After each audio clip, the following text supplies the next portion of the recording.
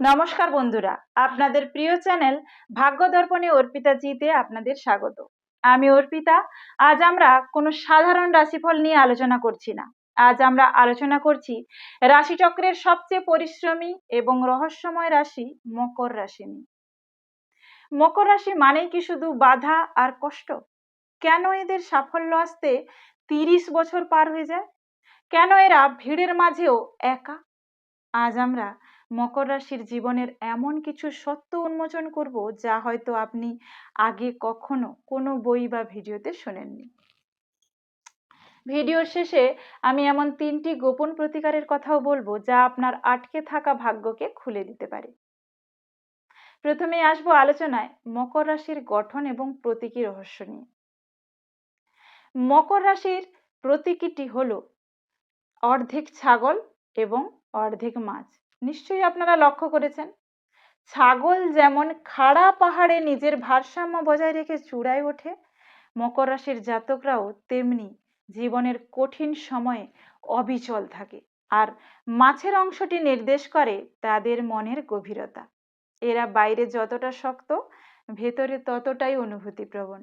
এটি পৃথিবী তত্ত্বের রাশি এবং এর অধিপতি স্বয়ং শনিদেব। শনি মানেই হলো শৃঙ্খলা, শনি মানেই সময় এবং বিচার। তাই মকর রাশির জাতকদের জীবনে কোনো কিছুই হঠাৎ করে বা বিনা পরিশ্রমে আসে না। এবার আসবো ওদের জীবনের শৈশব এবং কৈশোরের মধ্যে সংঘর্ষ আসে অকাল পরিপক্কতা নিয়ে। মকর রাশির মানুষদের বলা হয় ওল্ড সোল। খেয়াল করে দেখবেন, মকর রাশির শিশুরা সমবয়সীদের মতো চঞ্চল হয় না। তারা বড়দের মতো কিন্তু কথা বলে, গম্ভীর থাকে। কেন এমন হয় জানেন? কারণ এদের জন্মই হয়েছে দায়িত্ব নেওয়ার জন্য। এদের জীবনে দায়িত্ব খুব তাড়াতাড়ি চলে আসে। অনেক সময় দেখা যায় পরিবারের বড় সন্তান না হওয়া সত্ত্বেও মকর রাশির জাতককে পুরো পরিবারের ভার বইতে হচ্ছে। এই যে ছোটবেলার লড়াই, এটাই তাদের পরবর্তী জীবনের সাফল্যের ভিত গড়ে দেয়। আসবো কর্মজীবনে। এরা জিরো থেকে হিরো হওয়ার পথে হাঁটে। এদের কেরিয়ার গ্রাফটা ঠিক কেমন ভাবে ওঠে? মকর রাশির জাতকদের কেরিয়ার শুরু হয় খুব ধীর গতিতে। 20 থেকে 30 বছর বয়স পর্যন্ত এরা বারবার বাধার সম্মুখীন হয়, কিন্তু 32 বছরের পর এদের আসল সময় শুরু হয়। এরা হলো লেট ব্লুমার্স, অর্থাৎ দেরিতে ফুটলেও সব থেকে দীর্ঘস্থায়ী ফুল হচ্ছে এরা। আসবো এদের পেশা সংক্রান্ত আলোচনায়। প্রশাসন, ইঞ্জিনিয়ারিং, রাজনীতি বা লোহা পাথরের ব্যবসা, এসব ক্ষেত্রে মকর রাশির জয় জয়কার। রতন টাটা বা স্বামী বিবেকানন্দের জীবনের দিকে তাকালে আপনি বুঝবেন মকর রাশির ধৈর্য আর কর্মনিষ্ঠা বিশ্বকে কি কি দিতে পারে। এবার আসি পরবর্তী আলোচনায় প্রেম, বিবাহ এবং একাকিত্ব নিয়ে। মকর রাশির জাতকদের নিয়ে সব থেকে বড় ভুল ধারণা হলো এরা খুব নিষ্ঠুর বা নীরস। আসলে তা নয়। এরা হলো নারকেলের মতো, বাইরেরটা শক্ত কিন্তু ভেতরটা নরম। এরা মুখে ভালোবাসি বলতে পারে না, কিন্তু প্রিয় মানুষের জন্য জীবন দিয়ে দিতে পারে। এরা সঙ্গী হিসেবে খুব বিশ্বস্ত হয়। বৃষ, কন্যা এবং বৃশ্চিক রাশির সাথে এদের বন্ধন সব থেকে মজবুত হয়। তবে এদের সঙ্গীরা অনেক সময় এদের কাজের নেশা নিয়ে অভিযোগ করেন। আপনাদের উচিত সঙ্গীকে কিছুটা সময় দেওয়া। একাকিত্ব নিয়ে আসি। মকর রাশির মানুষরা কেন একা থাকতে ভালোবাসে? কারণ তারা জানে ভিড়ের মধ্যে থাকলেও নিজের লক্ষ্যে পৌঁছানো যায় না। তাই এই একাকিত্ব তাদের দুর্বলতা নয়, শক্তি। আসবো শনি তত্ত্ব এবং সাড়ে সাতি নিয়ে আলোচনায়। শনিদেবকে নিয়ে মানুষের মনে অনেক অজানা আতঙ্ক বা ভয় কাজ করে, কিন্তু শনিদেব হলো আপনার শিক্ষক।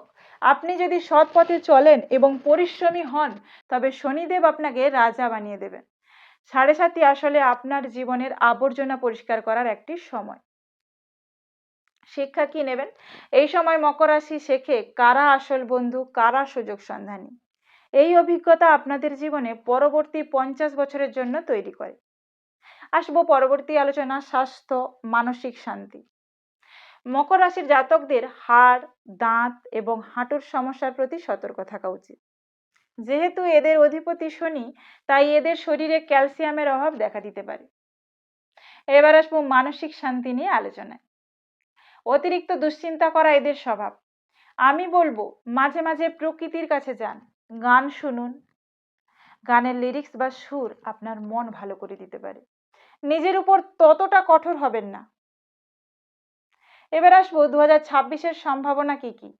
3টি গোপন প্রতিকার নিয়ে ভবিষ্যৎবাণীও কিছু দেব।